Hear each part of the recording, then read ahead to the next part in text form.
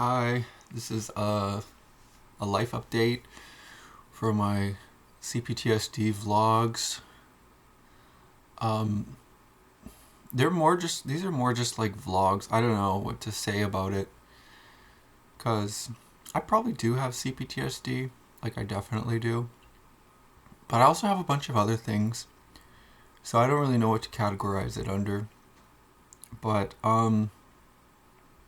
I just kind of like generally have, if I had to put one word on it, I probably generally have like high P factor. That's the only one that I could find that was like all encompassing. But then I don't know. It's kind of just my life too. I just feel like everyone wants to label everything, so I kind of need to put a label on it. But yeah, P factor. That's just like psychopathology, and like it sort of encompasses like almost everything. Like um, well, its use is that it's supposed to, if you have a high P factor, you have a more likelihood to be like high on neuroticism, high on like um, high likelihood to develop some sort of like mental disorder or like this disorder, maybe even physical. I can't remember, but I remember that like from that study, it was just like all the stuff that they measured was kind of like bound up into P factor, and they found like similar to G factor, like the intelligence one. Like if you have a high G factor, that just means you're more intelligent. It's kind of like IQ, but yeah, if you have a high P factor, you're more likely to have some sort of disorder or whatever. So, anyways, um, that's a bit of a side tangent anyway, but I have like this is kind of like an update because I haven't done one in a while. Um, so like right now I'm waiting for a package. I ordered a V Relief, which is like a vagus nerve stimulator. So your vagus nerve runs kind of like, you know, somewhere around your ear and then down your side of your neck, all into your organs and throughout your body kind of, and it's like the main nerve for your sympathetic and parasympathetic pathways in your body.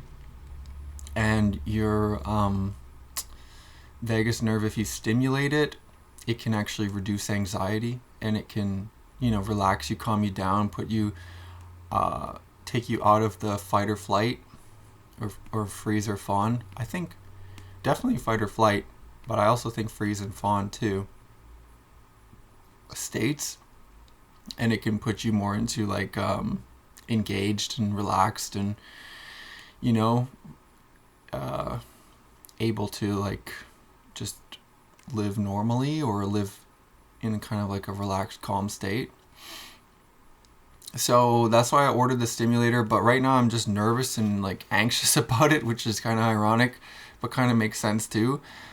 Just given what I'm like, but but the reason is because I ordered it and it was like 400, like almost $500, and then they wanted like another $75 on top of that for import fees, which I was annoyed because it's like, why didn't they tell me that when I was ordering it, that there would be this extra charge? They literally, I paid everything and then they hit me with that, DHL hit me with that extra charge for an import fee, and I was like, that's annoying. Why don't you just give me the full upfront cost when I'm buying it, not just like have like a hidden fee?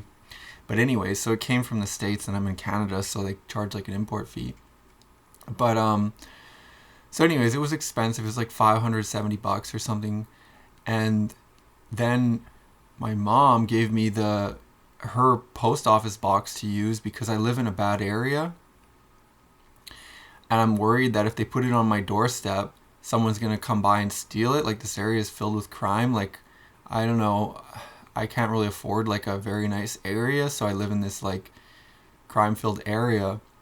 And already my car got like opened up and like searched and stuff was taken. Luckily nothing too valuable, just some change and like a pair of pliers that I'm aware of got taken. And the U-Haul when I was moving here got opened up when I left it parked on the street for like, the back of it got opened when I left it parked on the street for like an hour or like 2 hours.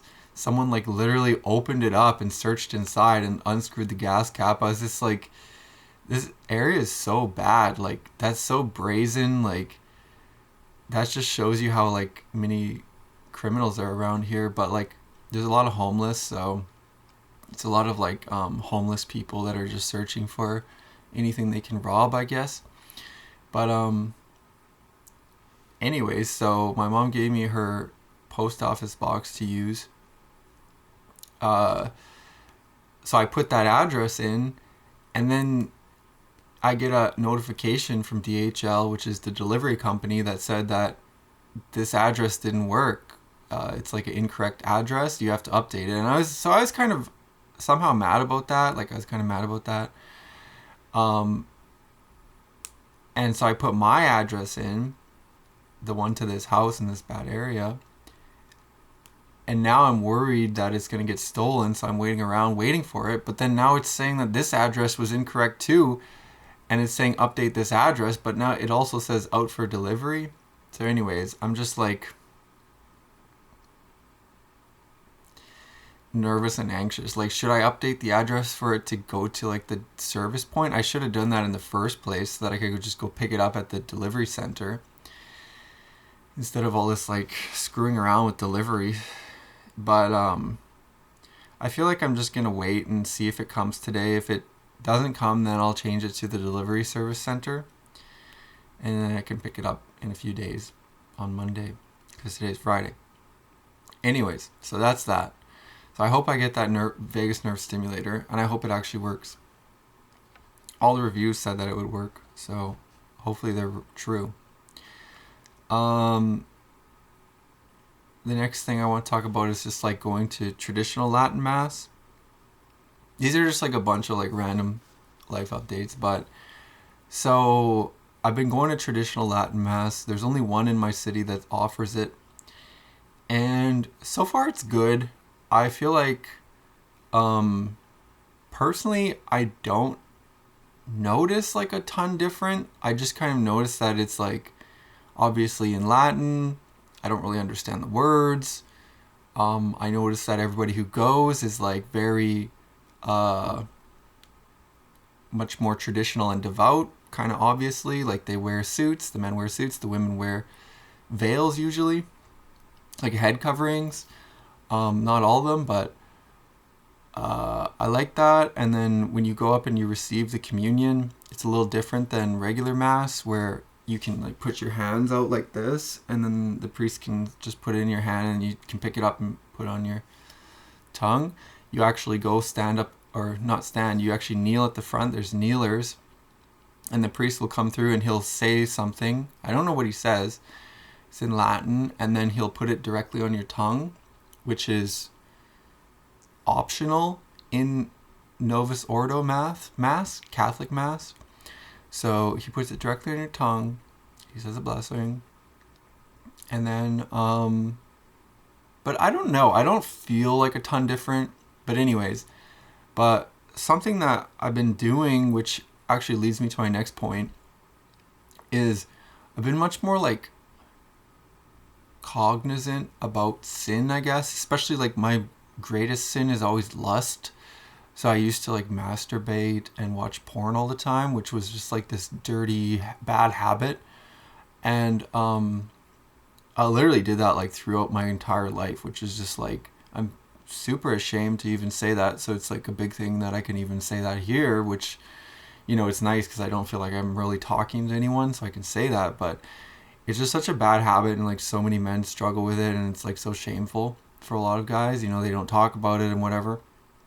But anyways, I used to do that. So now I've been going to confession, and so it's like, it makes me not want to do that at all, because I don't want to, I guess, offend God truly, but also, I'll be honest, I don't want to have to confess it too. Like actually talking to a priest and like saying that I've done this, it feels so horrible.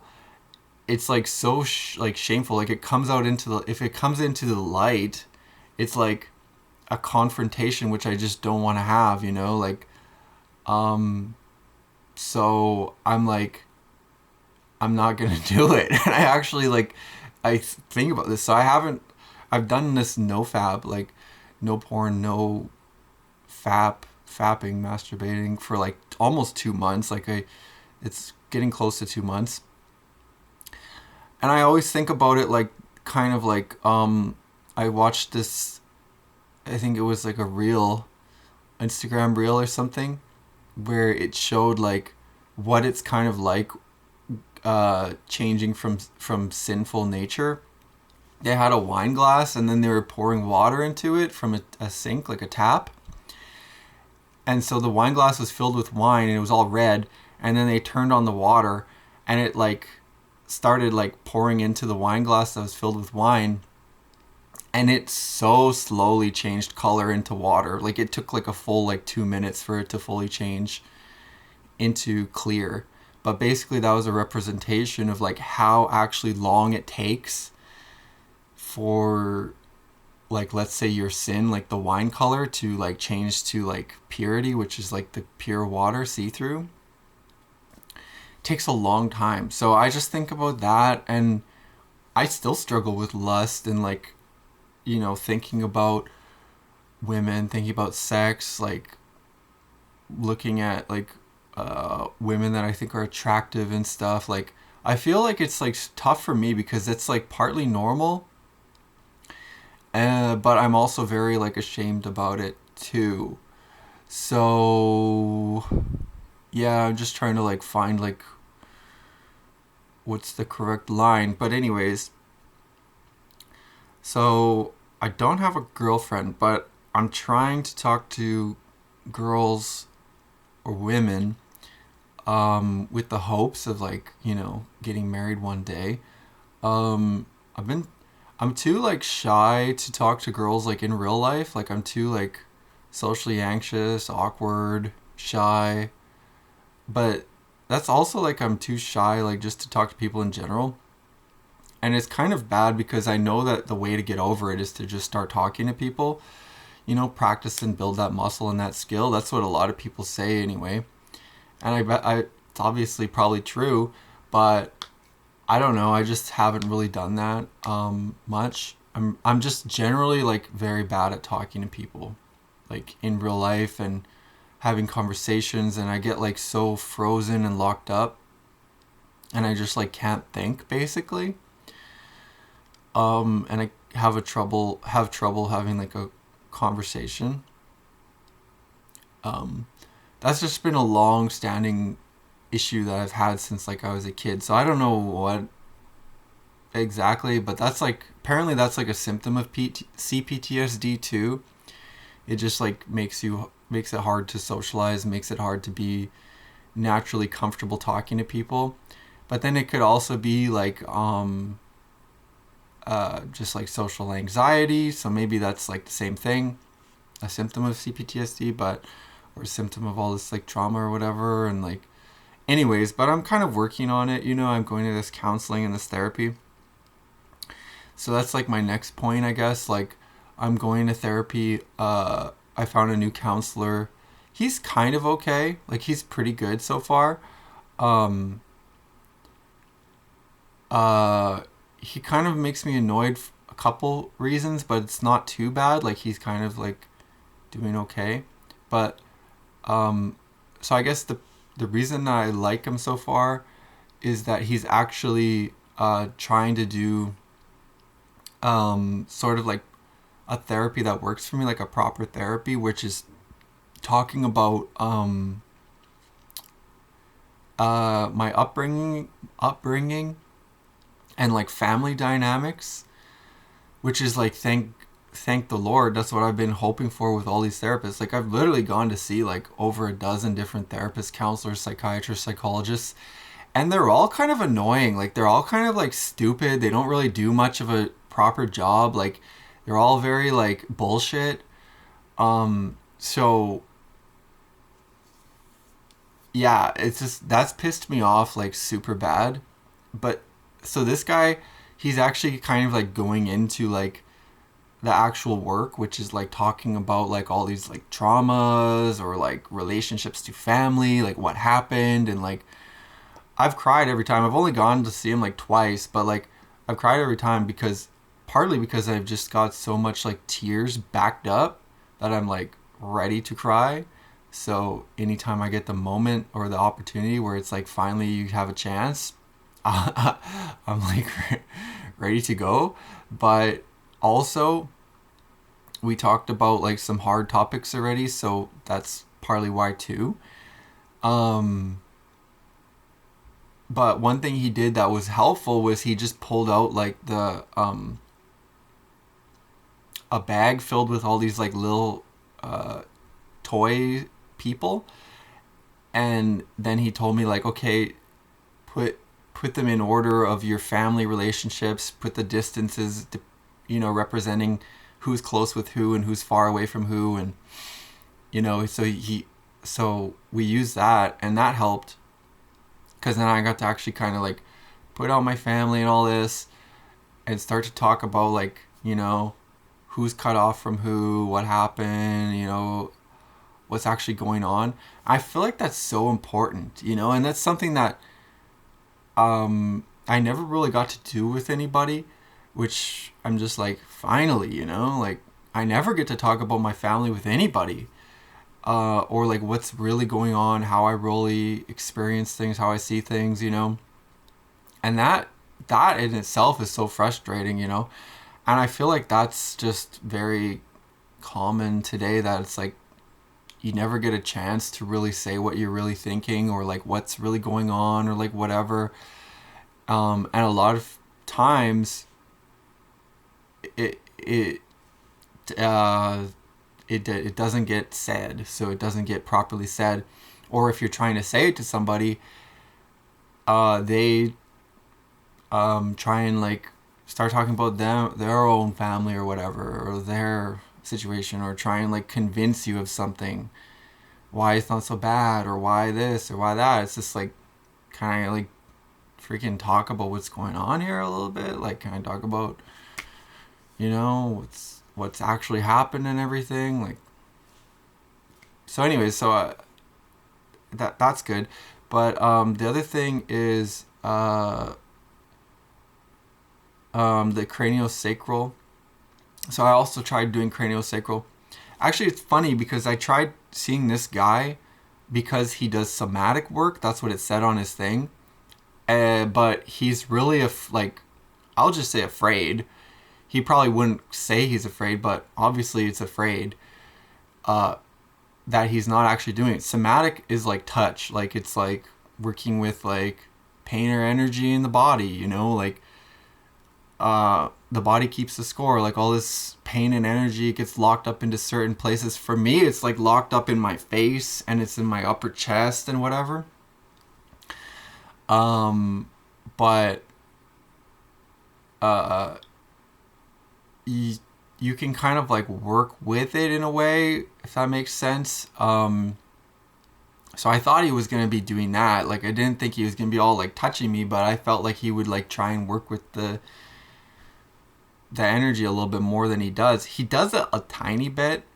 Like, when I started crying once, he was saying like, okay, put your hands over your face and like, how's that feel? And I was like, well, it feels really scary. And then he said like, because I was like in the middle of like crying, he said like, make a noise. Like, sometimes it helps if you go like, ah, ah, ah. And so I did that, and that actually helped, but we didn't like stay with it long enough. He didn't let me do that long enough. Like, I feel like that's really important too. Like, at least for me, like, getting that actual cry out, which would be really helpful for me. But so anyways, it's kind of like just, it's going well, but it's kind of like, we'll see. Hopefully it keeps going well. The other one I'm doing is craniosacral, which is like it's this kind of like I don't really exactly know how to describe it. It's kind of like a massage, but it's very light, and it's working with like these different I don't know about pressure points, but like spots on the body.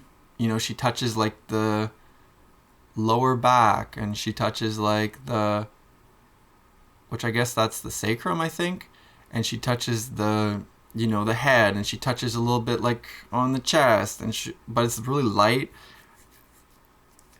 And it's supposed to be like working with these different spots.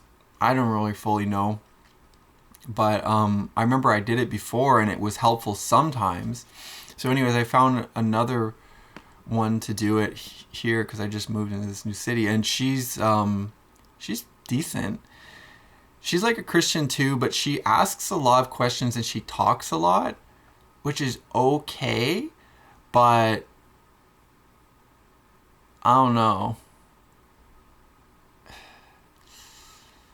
I don't fully know. Like, yeah.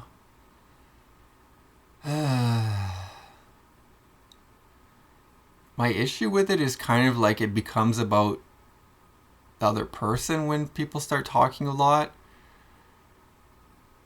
Not necessarily, but sometimes that's what happens a lot. So she was like starting to give me advice about praying and stuff, and like empathic Christian. She's trying to tell me to look that up and all this, and it's just like, and then I get put in this position where I just feel like I have to like take these people's advice and like, you know, make them feel good about giving it. I mean, like, I'm there for craniosacral. Like, the first one I went to was good, but it's because like basically I started crying, or like tears came out like when she like started putting her hands like closer to my neck and around my face and whatever. And you know, it's basically because like I was like tearful already, and I was really locked up, and I was really dead, like and so I don't know, like it was like the energy moved or whatever, or like it was just like ready to come out or whatever, so through crying. So that's kind of what I prefer, you know, like if just someone could like hold those spots, you know, support my head, or like just have their hands close by and like say like, okay, it's okay, just release, let the crying happen, you know, and just let that go until it's done for me.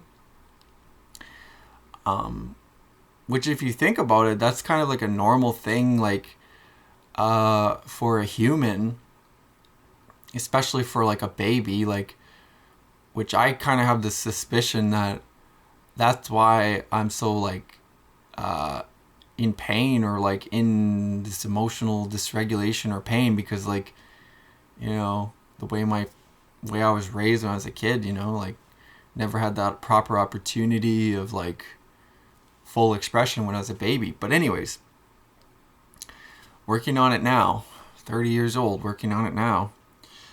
And it's like I have to work on it because these things never fully go away unless you work on them, you know? You can ignore it and do all this other stuff, but it still never goes away. So, yeah. Because it's energy, really. So, the physical life is like a connection to like the spiritual and like the energy. Like, I don't know, the energy and the spiritual, I don't even know. Those might even be the same thing. And then the physical or whatever, that might even be the same thing, but we just have a bunch of different ways of thinking about it. Think it's all real and whatever. Think it's all like, but it's all connected, you know, and it's all kind of like energy, pretty much. We just kind of see all these differences and have a bunch of labels for them, and then people agree, and it's like, okay, so it's got to be real because people agree, right? But I don't know. I don't fully know, you know. I don't know if anybody fully knows.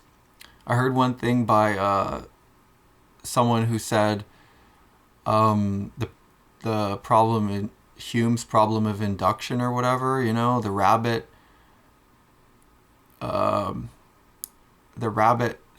the chicken, sorry. The chicken sees the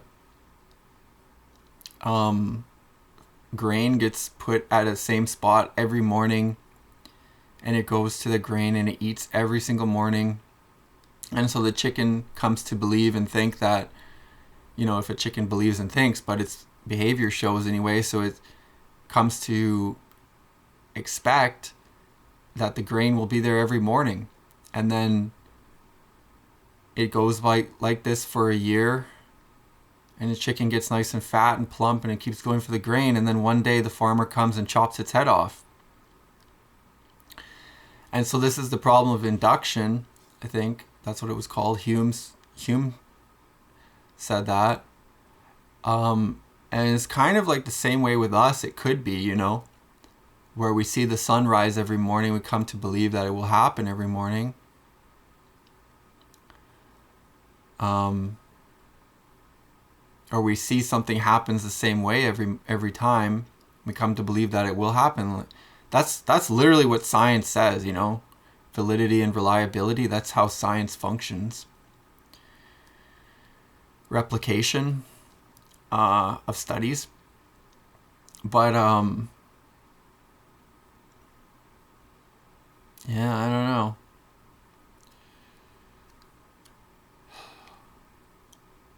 Of course, people think that one day, it could be like the heat death of the universe or all this, but those are also interesting.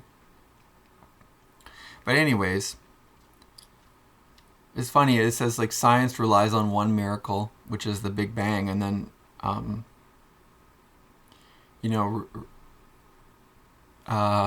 Christians just rely on many miracles, Anyway, let's see, how long has this been going? Okay, 26 minutes. The next thing, an update, is about I'm having still anxiety about the future, about a job. I've always kind of wanted to write a book. I have this book idea about everything's a story. I kind of really want to write that book. I don't know why, I'm not able to, but I've always had this problem about starting a lot of things or wanting to do a lot of things and never having the follow through. And I know that could be like ADHD. A lot of people say it's ADHD is like that. But I've always kind of felt really bad about this word called dilettante, which is I think it's a French word, but it just means someone who's a jack of all trades and a master of none. Someone who tries a lot of different things, but they never really get good at anything. I've always wanted to be really good at something, which I don't even know why. Maybe just for praise or to fit in or to something for some reason, to feel accomplished or something like that.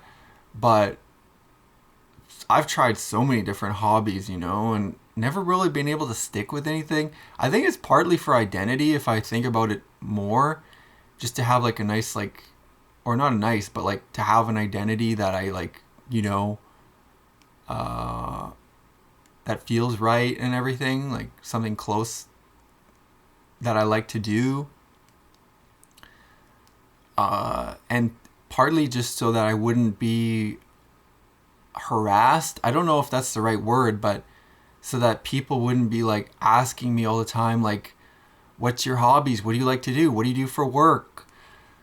And just questioning me so much about what I do, and having these high expectations on me that I'm supposed to be tell them oh yeah, I love to play guitar. I love to make videos. I'm an editor. I'm an engineer. I'm a computer scientist. I'm a sculptor. I'm a artist. I love ancient literature. I write books. I just feel that's been the requirement for so long, especially just how I was raised and grew up, that to have any kind of security or I don't know about praise, but just comfort and relaxation around other people, it had to come from like having some sort of skill or whatever, or job, which I think is kind of true, to be honest. But my great pain has always been that I can't do that. I have trouble doing that, you know? Maybe for like to get respect or whatever or something like that, but just to have like this sort of identity that's like respected. I would say respect probably plays a large part of it, but just some like security and like in what I do. But it's so hard. Like, it's so hard to feel that. And it's funny because I am kind of good at things, naturally, and through hard work. I've been good at certain things, but to have that day after day and to like sort of build that identity, it's been really difficult. And partly because I just find a lot of like flaws with it too, for some reason, is mainly when it comes to myself, but like through pride and through selfishness and through self-aggrandizement. I feel like those are not good things, especially through nowadays, which seems to be like social media is like the primary way that people build some sort of identity, and like, I don't know, like, but I do feel like it's really worthy and important to talk about, because I feel like this is like very central to almost everybody's life. You hear a story, it has a character, and that character does something, and there's a problem, and then there's a solution, but that sort of plays into like average person's life too, so it gets inflated by these like stories that we're hearing all the time that impress people. And I don't know, like, I would like to have something, but so I've always wanted to write a book anyway. I've talked about it before, but it's kind of like this book about narrative, that everything's sort of like a story. At least most things are like a story, I feel. Even though they do correspond to reality in ways, but there's different perspectives on the story, and these energy levels to a story. Somebody can tell you a story and it's just like a story of shame, or they can tell you a story and it's a story of joy.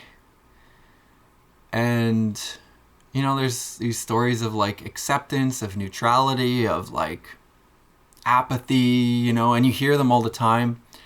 And sometimes they don't even come in like the form of a story like you would think, but they're a narrative of someone's real life. And sometimes they're like in snippets, like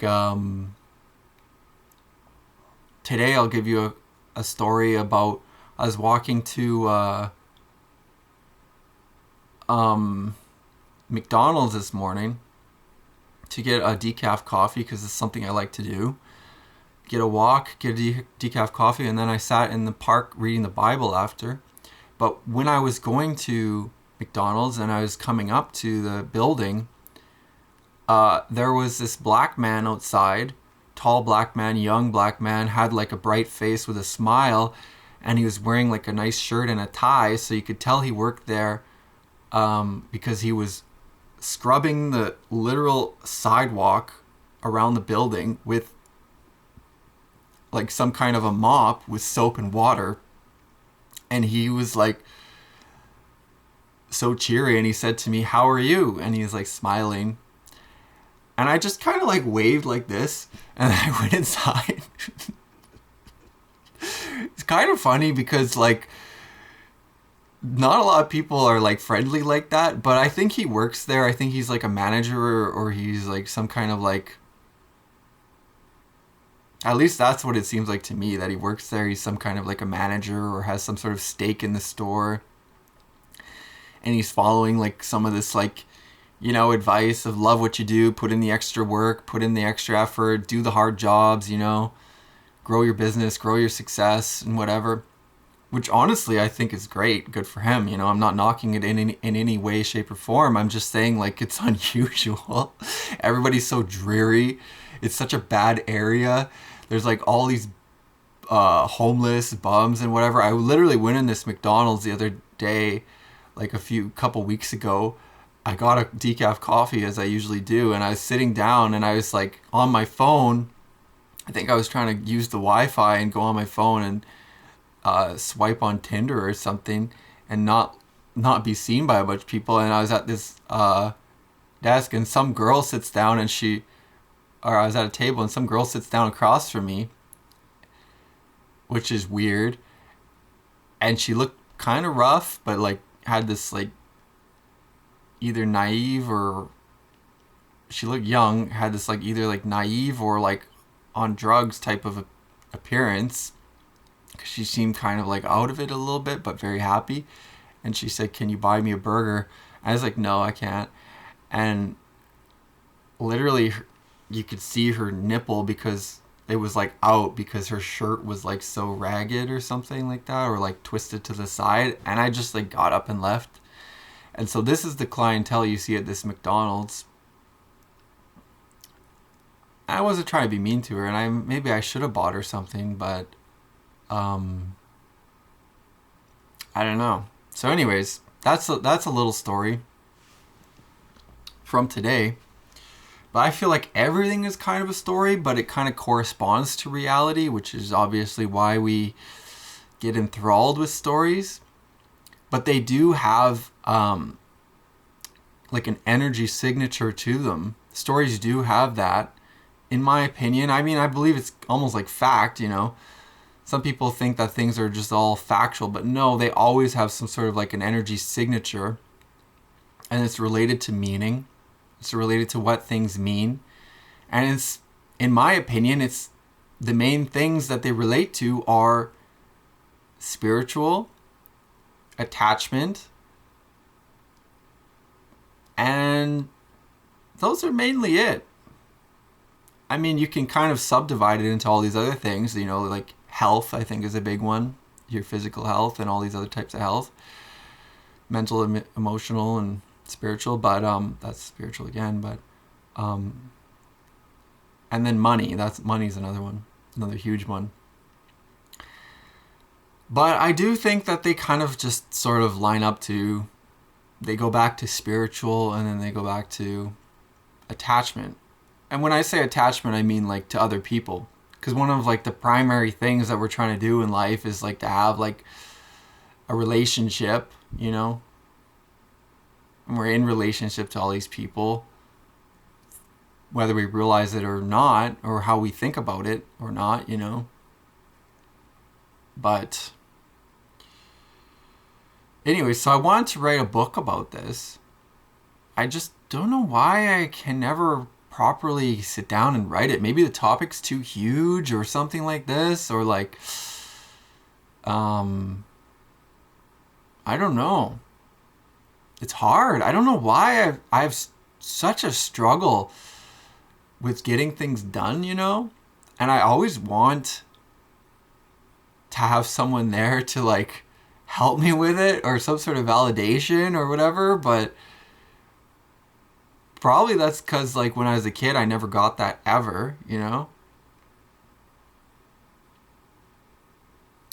Maybe I did get it at certain points, but it just kind of like, you know, my cup was never filled up very much. But I don't know. It's just tough. Like when you're a kid, you have almost like no, you can't really do anything. Like you require your parents. You require love. You require assurance, an example, you know. And that helps you to just sort of like continue that pattern later on. So anyways, I don't know. But anyways, I'm trying to, I think about it all the time. Like every day, I'm kind of thinking about this. And then it kind of dies every day. But I wonder how I could kind of like get the ball rolling. Like this is getting the ball rolling right now, but then I kind of fear that the ball will just die again and it'll just be the cycle will continue. But so I'd kind of like to make this book, but we'll see. Maybe I'll be able to do something small to get the ball rolling a little better. Anyway, I've been working out, going to the gym, which is great. I've been going, 4 or 5 times a week. 3 to 5 times a week. Usually about 4. And then, just great. I like working out. I'm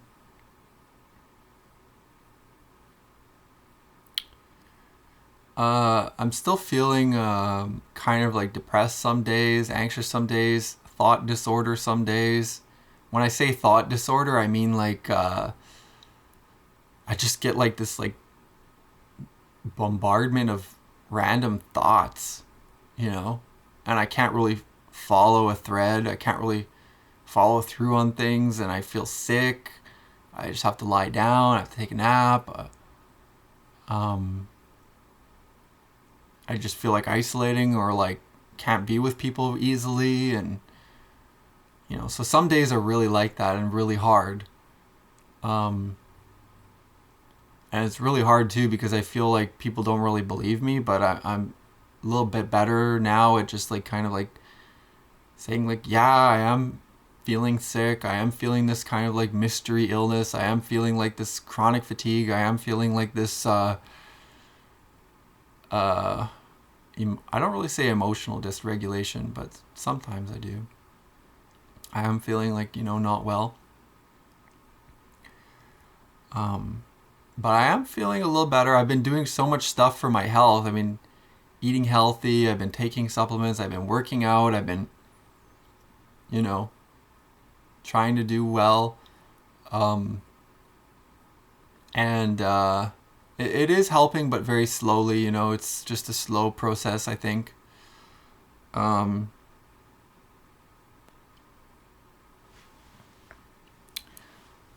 then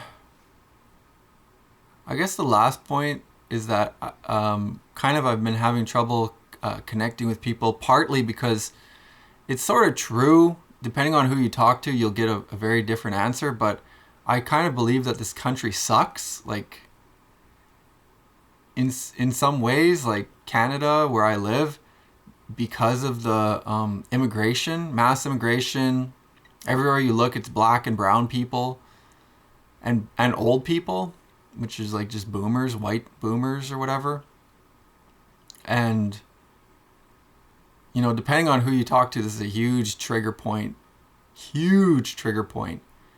And usually the people that get pissed off are like the ones who are black, brown, or who are like really bought into like this diversity or whatever. But the white generation, it's dying. Come on. Like, it's freaking dying. The birth rate is like super low. Women run the society for the most part. They're all covered in tattoos. I don't understand it. Like the young women. And the people, they're so weird. Like, they don't talk about hardly anything that's important. They talk about, like, getting drunk. They talk about, like, I don't know. Yeah. I don't know. It's just... but I feel like it's because people are in separate realities. Like, or different realities, I think. And honestly, I don't know. Like, maybe a lot of people are going to hell. Catbert came in. And I'm almost out of time. But I do feel like really negative. Like, you can't even bring up the topic. But it's just becoming so apparent that it's like, how can you not say something? But it makes people really uncomfortable. It's like, no one wants to talk about it. They'll just like, hit you with something like, oh, you're racist or something, or the white generation is I think going away, Europe, London, Canada, and no one wants to really say much about it. People are saying something about it now, but some people are, but you get called a Nazi, a racist, you get called all this, but the facts are that, it's kind of true. Like, if you look at the numbers, white people are decreasing a lot, and some people are just like, oh, that's a good thing. Anyway, I don't know. That's all.